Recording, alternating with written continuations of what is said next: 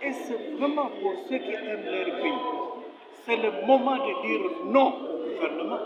Il y a un adage de chez nous qui dit, c'est ça que j'ai épinglé là-bas, que quelle que soit la situation que vous avez dans votre famille, quand un ennemi extérieur vient vous attaquer, la femme, la maman et les enfants, vous devez tous vous lever comme un seul homme, être derrière le papa. Vous devez sauver d'abord la maison et le reste après. Même si lorsqu'on pose la question de l'urgence de certaines lois qu'on a mis dans ce projet d'application. Mais le gouvernement n'a fait que prévoir. Vous voulez que vous dites non au gouvernement, vous n'accordez pas la loi d'habilitation, et si des problèmes pareils survenaient pendant que le Parlement est en vacances et le gouvernement. Votre collègue a soulevé les secrets et les accords secrets qui dérangent aussi. Il parlait que vous êtes de. Mais les accords secrets ont été pris par qui? Il parle de M23. Est-ce que c'est avec le gouvernement actuel que le M23 surgit? D'où vient le M23? Le M23 date de très longtemps. Le M23 n'est pas là avec l'avènement du président Félix Tshisekedi. Et pourquoi on veut mettre maintenant tout le péché d'Israël sur nous? Le président n'a hérité que d'une situation ancienne. Le M23 n'était qu'à l'hibernation. Et le M23 aujourd'hui se réveille pour prendre des armes. Et le M23 nous attaque. Il y a péril en la demeure et nous, comme des compatriotes, nous devons nous sentir unis. Nous, les parlementaires, unis derrière notre bureau, unis derrière notre gouvernement, avec notre peuple, unis derrière le commandant suprême qui est notre président. Il ne faut pas qu'on nous cherche des pouces sur la tête, il n'en est pour rien. Il en est victime tout comme nous. Il n'était pas là quand le M23 a été créé, je ne sais pas moi par qui. Quand le M23 a commencé les exactions contre notre peuple, il n'en était pas là. Et aujourd'hui, c'est lui qui est là. Devons l'appuyer, devons l'encourager. Moi, je me demande si je dois répondre à cette question. Nous sommes dans cette situation depuis beaucoup d'années et nous disons toujours la même chose. Nous disons qu'il faut organiser l'armée, les services de sécurité, faire face au Rwanda et à l'Ouganda, qui sont nos véritables ennemis, qui fabriquent des groupes rebelles le matin, le soir. Nous disons la même chose, nous pleurons nos morts. Et malheureusement, depuis tout ce temps, on a des gouvernements qui ne prennent pas conscience de ça. Alors que les gens meurent, le gouvernement danse. Alors que les gens meurent, le gouvernement se promène. Qu'est-ce que vous voulez qu'on fasse? Nous n'avons que nos yeux pour pleurer, nous n'avons que nos bouches pour parler. Mais on ne fait pas la guerre en parlant. On ne fait pas la guerre non plus en pleurant. Et ce n'est pas les députés qui doivent faire la guerre, c'est le gouvernement qui doit le faire. Il ne le fait pas. C'est déplorable. Nous pensons que la population va prendre la mesure de la chose pour que les élections prochaines, elle puisse choisir, mettre au pouvoir des gens capables de défendre ce pays. Non seulement voter, mais se battre pour que ces gens-là aient réellement le pouvoir. Et non pas laisser des gens fabriquer des résultats et mettre des fausseurs à la tête du pays. Et des fausseurs qui sont... Parce qu'ils sont fausseurs, ils ne peuvent pas mobiliser. Parce qu'ils sont fausseurs, ils sont conscients qu'ils sont fausseurs. Ils n'ont pas la conscience de la gestion du pays et les pays partent. Lorsque vous avez des fausseurs, des inconscients qui gèrent les pays, ça fonctionne comme ça. Donc la guerre, on tue les gens, ça leur dit rien. Donc je suis vraiment navré, je pleure comme la population. Malheureusement, je ne peux que pleurer en ma qualité de député. Je pleure, mais je demande à la population de prendre des dispositions pour que prochainement, on ne puisse pas mettre au pouvoir des gens qui n'ont pas conscience qu'ils ont la responsabilité de toute une nation. En tant que député national, peut-on passer de l'état de siège à l'état de guerre? Parce que beaucoup de politiques estiment qu'on peut carrément supprimer l'état de siège pour passer à l'état de guerre. Bon, d'abord que moi, personnellement, et nous, et dans notre parti, et nous, dans notre plateforme, nous n'avons jamais soutenu cet état de siège. et qui aussi malheureusement n'a rien donné. Donc ça, le temps a permis que nous ayons raison, parce que ça ne valait vraiment pas la peine. Mais on peut faire la guerre sans déclarer qu'on est en guerre. Le Rwanda est en guerre contre nous depuis très... On peut faire une guerre subtile.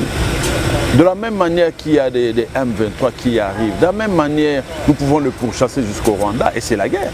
Donc on n'est pas obligé de dire tout haut que nous faisons la guerre. Bon, on peut faire la guerre, mais le problème maintenant, vous allez faire la guerre avec quelle armée? Une armée qui est infiltrée par les gens, par le Rwandais, qui fabrique des groupes rebelles. Après groupes rebelles, ils viennent en négociation, ils demandent qu'ils soient réinsérés dans l'armée, réinsérés dans les services de sécurité, réinsérés dans l'appareil de l'État. Vous allez faire la guerre avec quelle armée, avec quelle personne? Vous ne nettoyez pas, il n'y aura pas de guerre. Donc, on peut passer de l'état de siège à l'état de guerre, on peut passer dans tous les états. Mais le plus important, ce n'est pas les termes. Le plus important, c'est la force sur terrain. Les états, c'est par rapport à la force. Tu es fort, on te respecte. On ne respecte pas les gens parce qu'ils parlent beaucoup. On ne respecte pas un état parce que cet état parle beaucoup. On respecte un état parce que l'état est puissant en acte et non pas en parole. Merci honorable. Voilà, c'est tout ce que je peux dire. Je suis honorable député national Jean Bosco Mambo Katunda, élu de la circonscription électorale de Bagata. Je suis décidé, j'aime toujours dire, parce qu'il y a des gens qui disent que décidé n'a qu'un seul député. Je suis décidé. Donc en plus de Jean-Baptiste Kassekwa qui parle, en plus d'Ados Ndombas qui parle, en plus de la défunte Maman Charlotte qui est partie, qui va être remplacée par une autre de notre collègue, et en plus de mon ami, notre frère qui est Monizi qui est parti, qui est à la CENI, et moi je suis décidé. Merci. Voilà.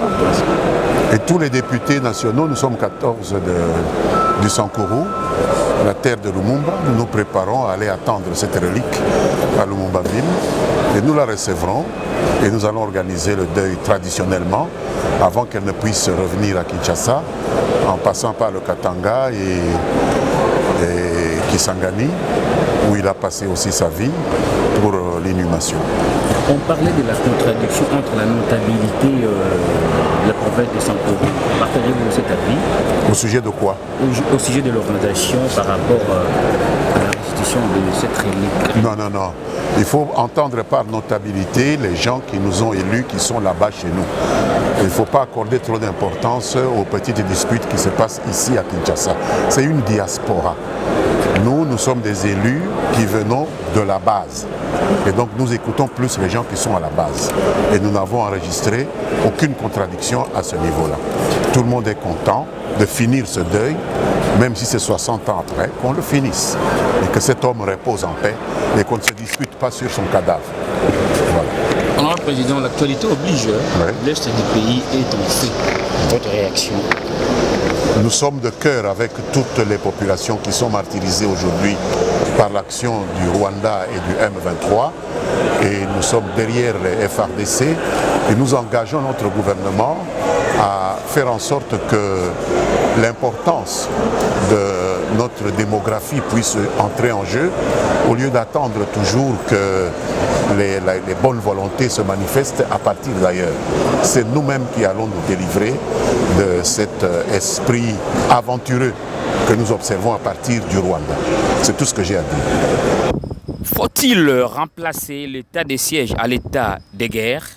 Cette question est parfois l'attendement de certains politiques congolais qui compatissent en faveur de la population de l'Est. Bonjour, monsieur le journaliste. Présentez-vous devant la presse. Non, je suis honorable député national élu du territoire de Wamba dans la province d'Iotuele. Le nom c'est Emmanuel Baka Biaboussa. Honorable, aujourd'hui, l'Est de la République démocratique du Congo est en fait. Nous sommes agressés par l'M23 payé par le Rwanda. Quelle est votre réaction? Non, la réaction est presque la même pour tout un Congolais qui est dans ce pays parce que nous sommes agressés par un pays bien connu qui s'appelle le Rwanda. Mais nous sommes en train d'engager en même temps les gouvernements pour savoir pourquoi pas chercher comment on peut faire pour que notre intégrité territoire soit telle que la colonisation ou le partage nous allons l'aider. Certains élus d'après estiment qu'il faudrait passer à l'état de guerre plutôt qu'à l'état de siège. Partagez-vous cet avis? Ce qui est sûr, c'est que ça se discute à l'interne. Ça se discute, pourquoi? Parce que nous sommes à 2 jours pour que nous soyons en congé, en vacances. C'est sûr que nous allons prendre une mesure. Il y aura un communiqué que les 2 présidents vont signer et nous allons être derrière dans tout ça. S'il faut le faire, s'il faut dire l'état de guerre, nous serons là parce qu'on n'est pas locataire de ce pays. L'opposition déclare... Ceux qui disent que non, la rentrée parlementaire, les vacances parlementaires ne seraient pas nécessaires. Parce qu'il y a certains honorables vacances qui ne sont pas importants et que nous sommes appréciés, nous sommes des... Ce qui est sûr, c'est que quand il y a des congés, c'est-à-dire que nous sommes dans une situation normale. Mais quand nous sommes dans une situation qui est anormale, nous devons faire en sorte qu'il n'y ait pas de congé, il n'y a pas d'inconvénient. Nous serons là et c'est depuis quand on est toujours ici pour l'état de siège. Parce que cette histoire-là du Nord Kivu et de l'Ituri, ça ne commence pas aujourd'hui, on a été plusieurs fois ici, ça congé. Si on peut le décider dans ce sens-là, on est content. Honorable, l'opposition exige qu'on puisse déclarer en état de guerre et qu'on puisse aussi chasser. C'est que quand on gère un pays, on gère les problèmes étatiques, on ne peut pas les gérer avec un tas d'âmes. Ce qui est sûr, c'est que nous devons prendre des mesures qui sont idoines pour que nous prenions des décisions qui vont dans le sens d'aider notre pays. Et si on peut prendre cette décision seulement parce que c'est l'opposition qui le veut, ce n'est pas mal, mais au moins ce qui est sûr, c'est que nous devons prendre une décision qui est capitale pour ces pays, pour qu'une fois pour toutes, ces problèmes de l'Est puissent quand même finir, parce que c'est assez. C'est beaucoup de temps, c'est plus de 2 décennies, nous sommes en train de souffrir, ce n'est pas bon. Quel est le message de l'Afrique? Le message, c'est que nous soutenons dans un premier temps la FARDC qui est au front. Nous sommes de cœur et puis nous sommes en train de faire tout pour qu'ils se sentent très à l'aise parce qu'ils sont chez eux. Et on n'a pas un pays que l'autre que la RDC. Merci. Dans les jours à venir, la vérité va primer sur le spéculation. Que vive la paix dans cette partie de la République démocratique du Congo.